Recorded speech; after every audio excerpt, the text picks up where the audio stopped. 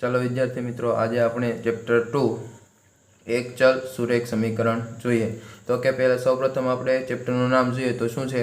એક ચલ સુરેખ સમીકરણ। તો આપણે ચેપ્ટરના નામ પરથી જ એનો મતલબ સમજીએ। તો શું કીધું છે પહેલા તો કે ભાઈ એક ચલ, એનો મતલબ શું કે ભાઈ આપણા જે સમીકરણ હશે એની અંદર કેટલા ચલ હશે? એક, બરાબર। અને શું કીધું છે? સુરેખ સમીકરણ। સુરેખ સમીકરણનો મતલબ શું કે ભાઈ બહુપદીની ઘાત કેટલી હશે? એક। તો આખા ચેપ્ટરના નામ પરથી આપણને શું જાણવા મળ્યું કે ભાઈ આપણે આ ચેપ્ટરમાં એક ચલવાળી બહુપદી અને સુરેખ બહુપદી હશે એવા સમીકરણો જોઈશું, બરાબર। તો કે આપણે સૌપ્રથમ હવે એમાં ઉકેલ કોને કહેવાય એ જાણી લઈએ।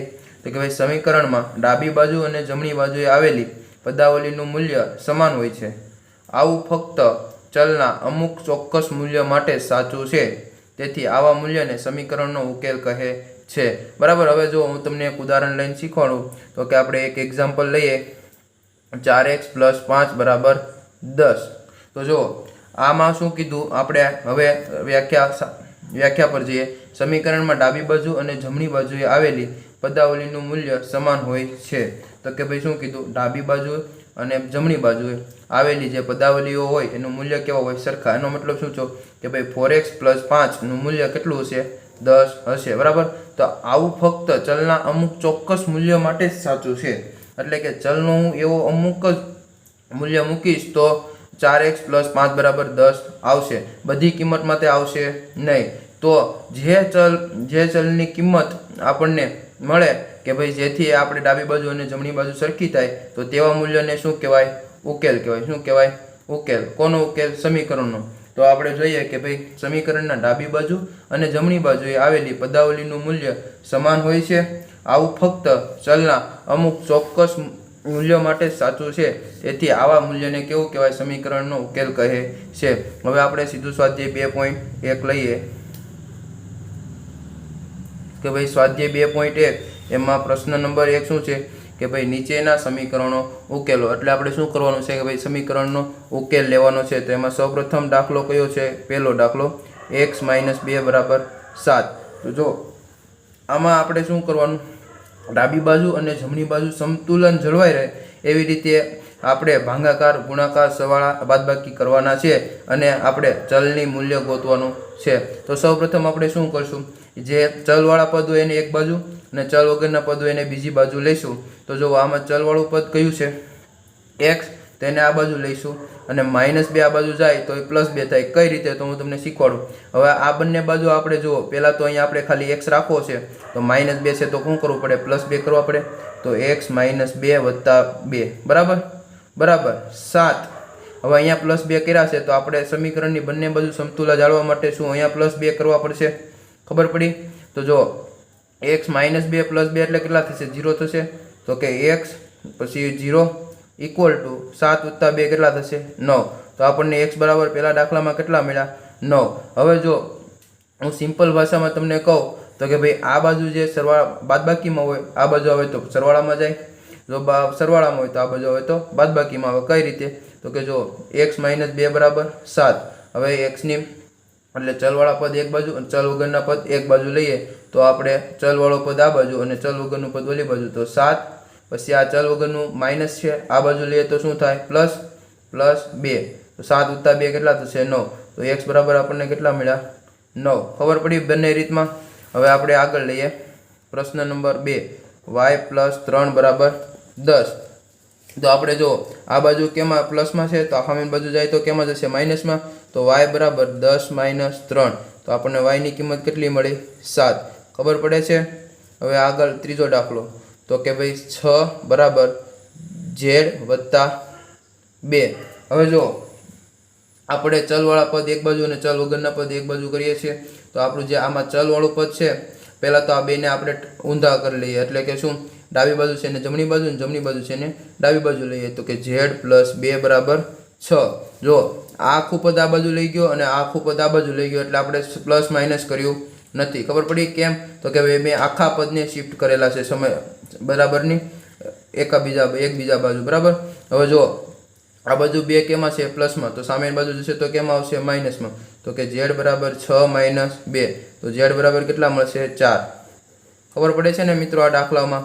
હવે પ્રશ્ન નંબર 4 પ્રશ્ન નંબર 4 શું છે 3/7 વત્તા x બરાબર 17/7 તો જો સમીકરણની એક બાજુ ચલવાળા પદ ને સમીકરણની સામેની બાજુ ચલ વગરના પદ લઈએ બરાબર તો જો આ બાજુ સમીકરણની બરાબરની આ બાજુ છે તો આપણે x વાળું પદ લઈએ તો કે ભાઈ x બરાબર 17/7 એમ ના એમ પછી આ બાજુ 3/7 કેમાં છે પ્લસમાં તો સામેની બાજુ જશે તો ક્યાં થાય માઇનસમાં -3/7 છેદ કેવા છે સરખા તો આપણે છેદને એકવાર લખશું 17 - 3 કેટલા થશે 14 ને શું લખાય 7 × 2 7 ગયા તો શું આવ્યું 2 તો આપણને x બરાબર કેટલા મળ્યા 2 ખબર પડી કઈ રીતે આપણે સમીકરણોને ઉકેલવાના છે એવી જ રીતે પ્રશ્ન નંબર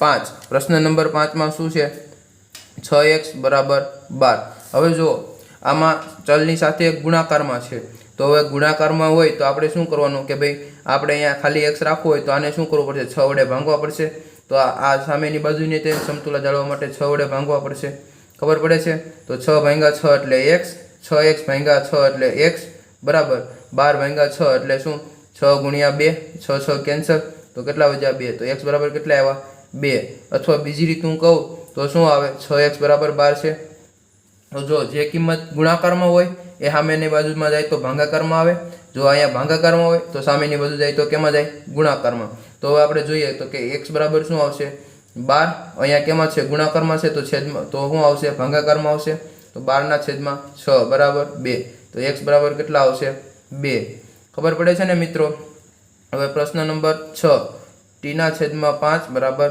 10 હવે જો અહીંયા કેમાં છે ચલના ભાગાકારમાં ચલ અરે ભાગાકારમાં હોય સામેની બાજુ જાય તો કેમાં જાય ગુણાકારમાં તો t બરાબર 10 × 5 કેટલા આવશે 50 ખબર પડે છે તો t ની કિંમત કેટલી મળી 50 આવી જ રીતે પ્રશ્ન નંબર 7 પ્રશ્ન નંબર 7 માં શું છે 2x/3 બરાબર 18 હવે જો આ પદમાં ચલવાળું પદ આપણે x છે બરાબર એના ગુણાકારમાં 2 છે ભાગાકારમાં 3 છે તો આપણે સૌપ્રથમ શું કરશું x લખી દીધો હવે જો 18 ભાગાકારમાં શું છે સોરી ગુણાકારમાં શું છે 2 તો એ ક્યાં આવશે ભાગાકારમાં બરાબર અને ભાગાકારમાં શું છે 3 તો એ ક્યાં આવશે ગુણાકારમાં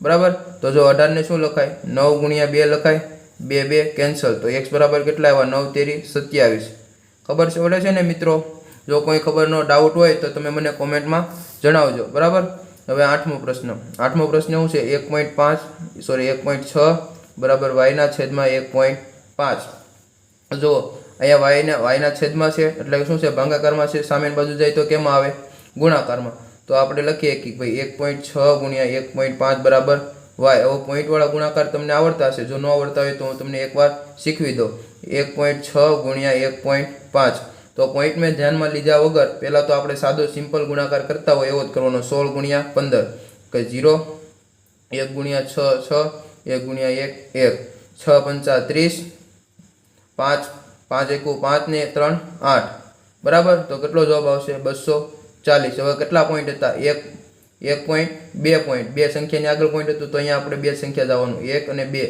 તો 2.40 બરાબર તો y બરાબર શું આવશે 2.40 ખબર પડે છે અહીંયા મેં શું કર્યું y ને આ બાજુ લઈ લીધો અને આખી કિંમતને સામેની બાજુ લઈ લીધી ખબર પડે છે એવી રીતે કર્યું આપણે હવે પ્રશ્ન નંબર 9 માં શું છે 7x - 9 બરાબર 16 તો સૌપ્રથમ આપણે શું કરશું તો કે ભાઈ પેલા પ્લસ ચલવાળા એક બાજુ ચલ વગરના એક બાજુ તો 7x બરાબર 16 આ બાજુ -9 છે તો આ બાજુ આવશે તો કેવા થશે +9 16 ને 9 કેટલા થશે 25 7x બરાબર 25 હવે અહીંયા 7 કેમાં છે ગુણાકારમાં સામેની બાજુ જાય તો શું થશે ભાગાકાર x બરાબર 25/7 ખબર પડે છે ને મિત્રો પ્રશ્ન નંબર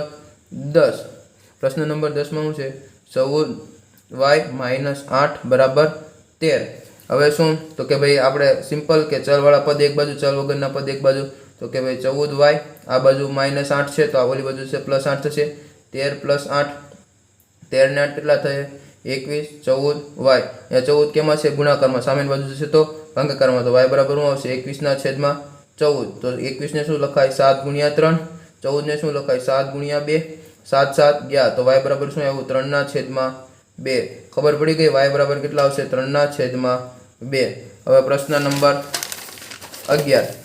નંબર 11 તો 11 માં શું છે 17 + 6p બરાબર 9 તો જો સૌપ્રથમ આપણે શું કરશું ચલ વાળા પદ એક બાજુ ચલ વાળા પદ ચલ વગરના પદ બીજી બાજુ તો 6p બરાબર 9 - 17 ખબર પડે છે 9 માંથી 17 જાય તો કેટલા વધશે -8 6p બરાબર કેટલા આવ્યો -8 અહીંયા p ના સાથે ગુણાકારમાં છે 6 તો સામેની બાજુ જશે એટલે ભાગાકારમાં તો p બરાબર કેટલા આવશે -8/6 8 ને -8 ને શું લખાય -4 × 2 અને 6 ને શું લખાય 3 × 2 2 કેન્સલ તો આનો જવાબ કેટલો આવ્યો -4/3 તો p બરાબર કેટલા -4/3 તેવી જ રીતે પ્રશ્ન નંબર 12 માં શું છે 1/3 + 1 બરાબર 7/15 તો સૌપ્રથમ શું કરશું ચલ વાળા પદ એક બાજુ ચલ વગરના પદ એક બાજુ તો કે ભાઈ x/3 બરાબર 7/15 અહીંયા +1 છે સામેની બાજુ જશે તો -1 થશે હવે શું કરવાનું પહેલા તો છેદ સરખા કરવાના તો અહીંયા છેદ સરખા કરવા માટે અહીંયા 1/છેદમાં કેટલા હશે 1 હશે 1 અને 15 નો લસા કેટલો આવશે 15 તો 1 ને કેટલા વડે ગુણવા પડશે 15 વડે ગુણવા પડશે બરાબર તો જો 7/15 એટલે કે 7/15 -1 × 15 15/15 હવે છેદ સરખા થઈ ગયા તો છેદ સરખો 15 7 - 15 તો કેટલો જવાબ આવશે -8/15 x/3 બરાબર -8/15 તો x બરાબર કેટલા આવશે અહીંયા ભાગાકારમાં છે સામેની બાજુ જશે તો ગુણાકારમાં -8/15 ગુણાકારમાં 3 તો 5 ને શું 15 ને શું લખાય 5 × 3 3 કેન્સલ તો શું જવાબ આવશે -8/5 તો આપણને x બરાબર કેટલા મળ્યા -8/5 અહીંયા આપણો સ્વાધ્યાય 2.1 પૂરું થાય છે જો તમને આ વિડીયો ગમ્યો હોય લાઈક કરો શેર કરો અને સબસ્ક્રાઇબ કરો થેન્ક યુ